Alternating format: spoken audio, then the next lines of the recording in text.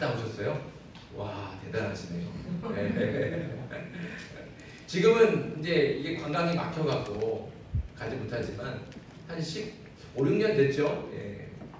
막힌 게 마지막 막힌 게 2008년도로 기억하는데 그때 막히고서 이제 지금 못 가는데 그 전에는 아무튼 많은 분들이 다녀왔어요. 굉장히 많은 분들이 금강산을 다녀오고 그 금강산을 보고서는 굉장히 많이 감동을 하신다고 그러더라고요. 정말 그 산세가 아름답고 이게 말로 표현하지 못할 정도로 그렇게 수려하다고 그렇게 다들 이야기를 하십니다. 그런데 이렇게 금강산을 다녀오신 분들이 그 절경을 보고 다 기뻐하지만 한 가지 아쉬워하고 좀 안타까워하는 것이 있더라고요. 저는 물론 가보지는 못했어요. 근데 이제 그런 말씀들이 이제 들려지더라고요. 어떤 거냐면 그렇게 소연한 그냥 정말 멋있는 그 절경의 자연 경관을 보다가 그 깎아지는 절벽 큰 절벽을 만나면 거기에 붉은 글씨로 김일성, 김정은을 찬양하는 그 글씨들이 가득하다는 거예요. 어떻습니까? 맞아요? 틀려요?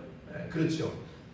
할 수 있는 데마다 그냥 글씨를 새겨갖고 빨간 글씨로 아주 크게 그렇게 김정은, 김일성 이렇게 찬양하는 글귀들이 적혀 있다고 합니다. 그래서 절경을 보며 감탄하다가도 그 글씨를 보면 얼굴이 찌푸려지고 안타까운 마음이 들었다고 하더라고요. 북한에 가면 이렇게 김일성이나 김정은을 찬양하는 글들이 얼마나 많은지 모릅니다. 그뿐만 아니라 노래도 있잖아요. 노래가 정말 대단해요. 가사를 한번 들어보세요. 노래는 부를 줄은 모르고 가사가 정말 대단해요. 가사가 이런 가사입니다. 백전백승의 강철 같은 영장이시며 만고의 길이 빛날 불멸의 위훈을 창조하신 혁명의 천재 김일성 동지, 인민의 전설적인 영웅이시며 창조와 건설의 영걸이신 어버이 수령 김일성 동지. 여기까지만 보고 여러분들 저 신고하시면 안 돼요. 뭐 김일성을 찬양하려고 그러는 게 아니고 단지 하라는 말은 이렇게 김일성을 찬양하는 얘기가 있다는 거죠. 근데 김일성, 김정은 찬양할 때 어떤 거를 찬양해요? 이 사람들의 대단한 것을 찬양하지 않습니까? 이 사람들이 뛰어난 능력, 뭐라고 얘기합니까? 백전백승의 강철 같은 영장, 만고의 길이 빛날 혁명의 천재, 전설적인 영웅, 창조와 건설의 아버지. 이런 것만 들으면 이게 사람인지 아닌지 모르겠어요. 대단하지 않습니까? 북한에서 김일성, 김정은 그러면 그건 사람이 아니에요, 진짜. 신, 아니 신 그 이상이라고 할 수 있죠.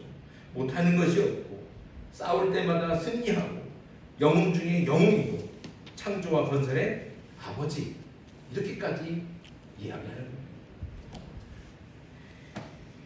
이렇게 사람이 누군가를 높이고 찬양하고 칭송하려면 그 사람의 정말 뛰어난 능력이나 정말로 남들보다 우월한 그런 좀 업적 같은 것들을, 그런 것들을 찬양하고 높이고 노래하는 것 아니겠습니까? 그렇게 노래 부를 때 그런 것을 찬가라고 하는 겁니다. 그 사람을 찬양하는 노래. 그러니까 그렇게 찬양하는 노래, 찬가를 부르면 그 사람의 위대한 것들, 그다음에 뛰어난 능력이나 위대한 업적이나 이런 것들을 찬양한다는 거죠. 그런데 오늘 여기 이상한 찬가가 하나 있습니다. 오늘 본문에 나오는 빌립보서 2장 6절부터 11절까지는 초대교회 때 예배 가운데 불렀던 그리스도 찬가라고 합니다. 이걸 그렇게 그리스도 찬가라고 불러요. 예수님을 높여 찬양하는 노래죠. 그런데 말씀을 보면 그리스도의 무엇에 대해서 노래를 하고 있습니까? 그리스도께서 위대한 왕이 되신 것을 노래할까요? 아니면 그리스도께서 그 어떤 누구보다도 강력한 힘과 능력을 가지고 있다, 이런 것들을 찬양합니까? 그래서 세상을 정복하고 가장 높은 자리에 올라가신 것들을 노래하고 있나요? 그렇지 않다는 거죠. 오늘 빌립보서에 나오는 그리스도 찬가는 위대함이나 강력함을 노래하지 않고 오히려 그 반대로 비천하고 부족하고 죄인의 형틀인 십자가에서 죽은, 세상의 관점에서 보면 철저히 실패한 인생, 아무것도 내세울 것 없는 부끄러운 인생을 노래하고 찬양하고 있습니다. 그런데 더 놀라운 것은 그런 예수님을 닮아라, 이렇게 우리에게 명령하고 있다는 것이죠. 자, 5절 말씀이에요. 5절 말씀 같이 읽습니다. 시작. 너희 안에 이 마음을 품으라. 곧 그리스도 예수의 마음이니. 아멘. 여기 그리스도 예수의 마음을 품으라는 말은 곧 그리스도를 닮아라. 그리스도처럼 살아라. 그리고 그리스도가 되어라. 이렇게 말씀하는 거예요. 그리고 우선 그렇게 우리가 닮아야 될, 우리가 품어야 될 예수님의 마음, 그 마음을 이제 5절 밑에 있는 6절부터 11절까지 그리스도 찬가 가운데 그것을 담고 있다는 것이죠. 그래서 6절부터 나오는 찬가에는 우리가 품어야 될 그리스도의 마음, 우리가 닮고 우리가 살아가야 될 그리스도의 성품과 삶이 그대로 담겨져 있습니다. 아마 초대교인들은 이 그리스도 찬가를 부르면서 예수님을 높여 찬양하기도 했겠지만 그 마음 가운데 저도 이렇게 살겠습니다. 이렇게 살 수 있도록 하나님 도와주십시오. 이런 기도와 결단을 가지고 이 그리스도 찬가를 예배 가운데 불렀을 겁니다. 자, 그럼 구체적으로 우리가 품어야 될 그리스도의 마음, 또 우리가 닮아야 하고 살아가야 될 예수 그리스도의 성품과 또 삶이 무엇일까요? 오늘 구체적으로 세 가지를 보려고 합니다. 첫째는 비움입니다. 따라해 봅시다. 비움. 미국의 어느 슈퍼마켓에 갑자기 정전이 들어갔고 불이 깜깜하게 꺼졌어요. 더군다나 이 슈퍼마켓은 지하에 있었어요. 지하에서 불이 나가니까 정말 칠흑 같은 어둠인 거예요. 더 큰 문제는 정전이 되고 나니까 계산기가 작동을 하지 않아요. 계산기가 꺼져버렸어요. 그걸 바꿔야 되고 그냥 자연스럽게 다 계산이 되던 건데 이게 전기가 나가니까 할 수가 없는 거예요. 언제 다시 전기가 들어올지 모르는 상황이라 어둠 속에서 계산을 기다리고 있는 사람들이 이제 웅성거리기 시작했어요. 언제 가지? 날도 더워지고. 이때 슈퍼마켓 직원이 이렇게 소리를 쳤습니다. 정전으로 불편을 드려 죄송합니다. 전기가 언제 들어올지 알 수 없는 상황입니다. 그러니 바구니에 담은 물건은 그냥 집으로 가져가십시오. 그리고 그 값은 여러분이 원하는 자선단체에 기부해 주십시오. 모두 안전하게 나갈 수 있도록 제가 도와드릴 테니 조심스럽게 또 질서 있게 저를 따라오십시오. 이렇게 말을 하고 계산도 하지 않고 그 사람들 가지고 있는 물건 그대로 들고 차례차례 그 건물 밖으로 나간다는 거죠. 이 사건은 언론을 통해서 온 나라에 다 퍼졌습니다. 손님의 안전을 먼저 생각한 직원의 조치 때문에 그 소식을 듣는 많은 사람들이 다 직원을 칭찬하고 그 슈퍼마켓을 칭찬했어요. 얼마 뒤에 슈퍼마켓 본사 감사팀이 그곳을 감사하러 왔어요. 그래서 계산을 해보니까 그때 손님들이 들고 나간 물건값이 $4,000였다. $4,000. 그러니까 $4,000 손해를 본 거예요. 그런데 오히려 그렇게 물건값은 손해봤지만 오히려 그렇게 이 슈퍼마켓이 언론에 드러나면서 광고가 된 거예요. 오히려 이 슈퍼마켓이 좋은 이미지로 광고가 되면서 그 광고 효과로 얻은 이익이 $400만 지나 됐다고 합니다.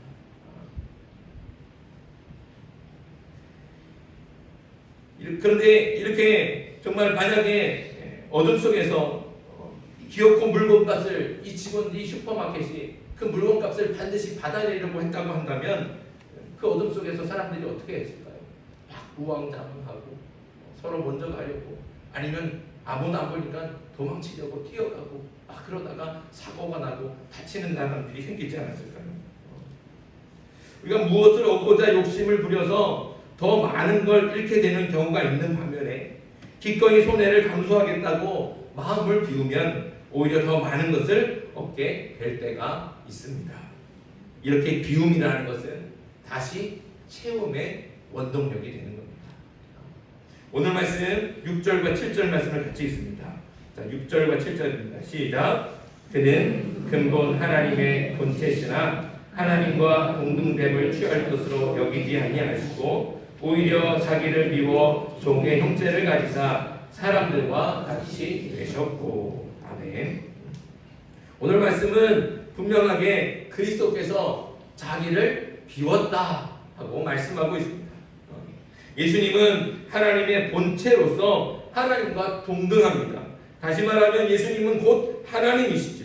그러니까 모든 사람들이 경배하고 찬양하고 예배해야 될 대상이 바로 예수님이시라는 겁니다. 또 예수님은 세상의 주인이시며 온 세상을 다스리시는 분이십니다. 그러니 예수님에게는 그 어떤 세상에서도 누릴 수 없는 명예와 권세와 영광과 존귀가 그 예수님께 있다는 것이죠. 세상 누구도 가질 수 없는 가장 뛰어난 존귀와 명예와 영광과 그리고 그 아름다움이 그에게 있습니다. 그런데 예수님은 이 모든 것을 비우셨다 말씀하고 있습니다. 어떤 것도 자신을 위해서 소유하지 않았습니다. 이렇게 모든 것을 비우고 대신 무엇으로 채우셨습니까? 사랑하고 또 사랑해야 될 사람들로 가득 채우시고 그 사람들의 모습은 죄인이죠. 죄인된 우리를 채우신 겁니다. 나를 비우고 너를 채우신다. 하나님으로서 누릴 수 있는 모든 영광과 존귀와 안락과 권세를 비우고 사람으로 채우셔서 고통과 아픔과 슬픔과 범민을 우리와 똑같이 느끼셨습니다. 그래서 더 진실하게 우리를 사랑하시고 완벽하게 우리를 대신할 수 있었던 겁니다. 우리가 품어야 될 예수님의 마음, 그 첫 번째는 바로 자신을 배우고 비우고 너로 채우는 겁니다. 다시 말하면 나를 비우고 너를 채운다는 것이죠. 너는 생각하지 않고 오직 나만 위하고 다른 사람이 어떻게 되든지 나만 편하고 나만 잘 되려고 하는 그 이기적인 욕심을 비워야 됩니다. 그리고 예수님처럼 사랑하고 또 사랑해야 되는 것이죠. 그리고 그렇게 사랑해야 될 그런 존재들로 우리가 채워야 되는 겁니다. 바울이 그래서 고백합니다. 고린도전서 10장 24절에 누구든지 자기의 유익을 구하지 말고 남의 유익을 구하라. 예수님의 마음을 품고 예수님처럼 살았던 바울은 예수님처럼 나를 비우고 너를 채웠던 사람입니다. 그래서 자신의 유익을 구하지 않고 남의 유익을 구했다는 것이죠. 바울은 그렇게 사는 겁니다. 자신의 유익을 구하지 않고 자기가 채운 너를 위해서 살아가는. 그래서 다른 사람들에게도 너를 비우고 너의 유익을 구하지 말고 다른 사람의 유익을 구해라. 남의 유익을 구해라. 이렇게 권면할 수 있었던 것이죠. 바울이 이렇게 살았다면 우리도 그렇게 살 수 있는 거예요. 우리도 바울과 똑같은 사람 아니겠습니까? 바울이 그렇게 살았다면 우리도 그렇게 살 수 있는 겁니다. 우리라고 그렇게 못 살 이유가 없다는 것이죠. 그러니 우리도 예수님처럼 바울처럼 나를 비우고 너를 채우며 살아가는 저와 여러분들에게 소망합니다. 나만 위해서 살아가는 게 아니라 나 아닌 다른 이웃을 위해서 내 마음에 다른 사람들의 마음들을 품고 또 다른 사람들의 아픔과 고통을 함께 품어서 내가 아닌 너를 위해서 살아갈 수 있는 그렇게 나를 비우고 너를 채워갈 수 있는 저와 여러분들이 되길 주님의 이름으로 축복합니다. 또 우리가 품어야 될 두 번째 예수님의 마음은 낮추심이에요. 오늘 8절 말씀에 맨 앞에 보면 이렇게 말씀합니다. 사람의 모양으로 나타나사 자기를 낮추시고 낮추셨다는 것은 바로 겸손이라는 따라해 봅시다. 겸손. 우리가 품어야 될 예수님의 마음 두 번째는 바로 이 겸손입니다. 하늘에 빛나는 보좌를 버리고 냄새나는 마구간에서 태어나 가장 낮고 천한 모습으로 겸손하게 오신 분이 바로 우리 예수님이십니다. 예수님은 그래서 나는 성님을 받으려 온 것이 아니라 도리어 너희를 섬기러 왔노라 이렇게 말씀하셨어요. 그저 말로만 그렇게 하신 게 아니라 스승이신 예수님은 그래서 수건을 들고 직접 물을 떠다가 제자들 앞에 무릎을 꿇고 고개를 숙이고 엎드려서 제자들의 그 더러운 발을 손수 다 씻어주신 거예요. 그러면서 말씀하셨어요. 너희도 나처럼 서로 발을 씻어 주어라. 이렇게 스스로 낮아지셔서 겸손의 본이 되신 분이 바로 우리 예수님이십니다. 그런데 과연 예수님을 믿는 우리는 그 예수님의 말씀대로 살아가고 있습니까? 예수님께서 본을 보여주신 대로 겸손하게 자신을 낮추며 살아가고 있습니까? 다윗이 사울을 피해 막 도망다니잖아요. 이 산에 가고 저 동굴로 피해가고 그렇게 도망다닐 때 바울과 같이 따라다니는 사람이 400명이 있어요. 400명의 사람들을 끌고 다니는 거예요. 사울이 쫓아오면 또 도망가고 사울이 쫓아오면 또 달아나고 그러니까 어디 정착하지 못하고 400명들을 데리고 이리 갔다 저리 갔다 그러니까 항상 먹을 게 부족해요. 어디서 먹을 걸 얻기가 힘든 거예요. 어느 날 갈멜로 나발이라고 하는 사람이 양의 털을 깎으러 온다는 거예요. 그런데 이 나발이라고 하는 사람은 양이 무려 3,000마리나 되는 거예요. 그리고 염소도 1,000마리를 가지고 있어요. 엄청난 부자예요. 그런데 그런 부자가 양의 털을 깎으러 온다는 거예요. 양의 털을 깎으러 온다는 뜻은 곡식으로 말하자면 추수를 하러 온다는 뜻이에요. 우리가 유대인들이 추수할 때 어떻게 합니까? 자기 거 다 추수하고 그렇게 이 싹다 끝납니까? 그러지 않잖아요. 추수를 하는 날은 추수를 하는 그 계절은 축제의 날이에요. 축제. 그래서 추수를 하면서 추수한 곡식으로 같이 음식을 해서 나눠 먹고 추수한 곡식들을 나눠주고 그렇게 이웃들에게 정말 섬기면서 함께 즐기는 시간이 바로 추수 때입니다. 양털을 깎을 때도 마찬가지예요. 그래서 양털을 깎는다 그러면 자기만 가지 않아요. 마을 주민들을 함께 데리고 갑니다. 그래서 양털을 깎으면서 같이 음식을 해서 나눠 먹고 같이 우리에게 주신 그 놀라운 은혜를 기억하면서 기뻐하고 즐거워하고 그래서 축제를 즐기는 게 바로 양털을 깎는다는 거죠. 그러니까 양털을 깎을 때는 이웃 주민들을 함께 데리고 갑니다. 다윗이 그걸 아는 거예요. 그래서 나발이 양털을 깎으러 온대. 우리가 살고 있는 가까운 곳으로 양털을 깎으러 온다는 걸 알고. 그래서 다윗이 자기 부하를 나발에게 보냈습니다. 나발에게 보내서 우리가 당신과 가까이 있습니다. 우리가 이 400명이나 되는 우리 군사들이 당신이 이렇게 지켜줬기 때문에 당신이 이렇게 안전하게 양을 잘 칠 수 있었던 겁니다. 이제 우리가 이만저만 하니까 우리에게도 양식을 좀 주십시오. 우리도 함께 이 기쁨을 나눌 수 있게 우리에게 먹을 것을 좀 주십시오. 이렇게 요청을 한 거예요. 그때 나발이 뭐라 그럴까요? 나발이 이렇게 얘기해요. 다윗이 누구냐? 난 다윗을 모른다. 내가 누군지도 모르는 사람한테 내 떡과 내 양식을 나눠주지는 못하겠다.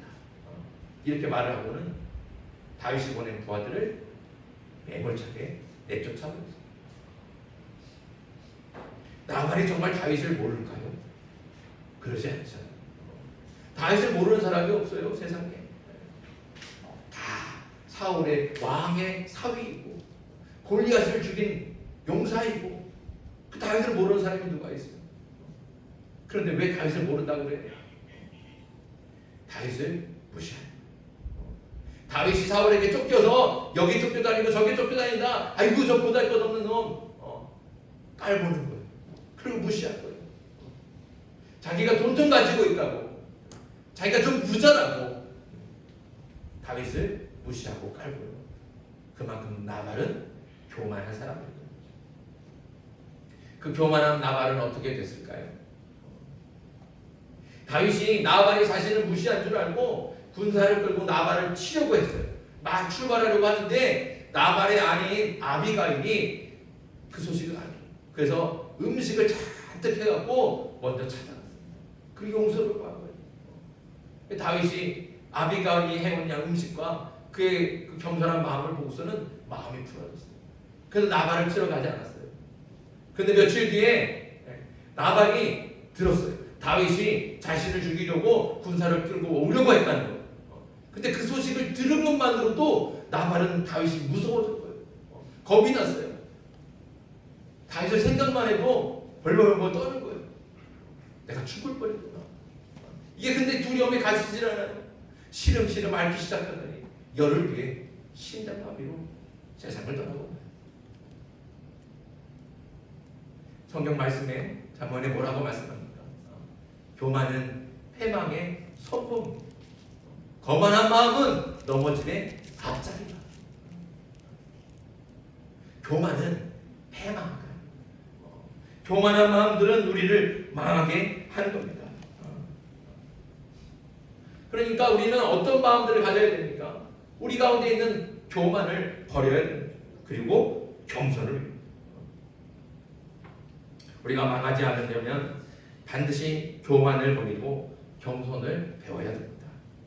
예수님은 하나님의 아들이시면서도 섬김을 받으러 오지 않고 섬기러 오셨습니다. 우리가 그 예수님을 믿는다면 예수님에게서 우리는 반드시 겸손을 배워야 됩니다. 그런데 과연 우리는 예수님에게 배운 대로 겸손하게 살고 있습니까?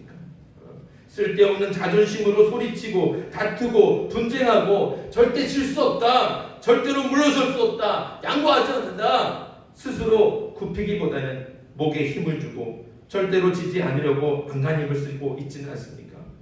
다른 사람보다도 조금 더 높아지려고, 더 위로 올라가려고 그렇게 애쓰며 살고 있지는 않습니다. 사랑하는 성도 여러분, 예수님처럼 자신을 낮추는 겸손한 사람이 되길 바랍니다. 자신을 낮추시며 죄인된 우리를 품으신 예수님을 닮아서 겸손하게 세상을 품고 나 아닌 다른 사람, 특별히 생각이 다르고 의견이 다르고 또 연약하고 부족한 사람, 이런 사람들을 우리가 겸손한 마음으로 품을 수 있어야 된다는 거죠. 그런 사람들에게 내가 먼저 손을 내밀고 먼저 허리를 숙이며 그리스도 예수의 마음으로 겸손히 섬기는 그런 사람이 돼야 된다는 겁니다. 우리가 예수님을 믿는다면 예수님께서 우리에게 보여주신 그 삶대로 예수님의 겸손을 배워 우리도 예수님처럼 그렇게 겸손한 사람들이 되길 간절히 바랍니다. 우리 마음에 품어야 될 게 바로 그 겸손이라는 것이죠. 그리고 우리가 품어야 될 세 번째 그리스도 예수의 마음은 복종, 바로 순종입니다. 따라해 봅시다. 순종. 8절 마지막에 8절 말씀 가운데 이렇게 말씀하죠. 죽기까지 복종하셨어요.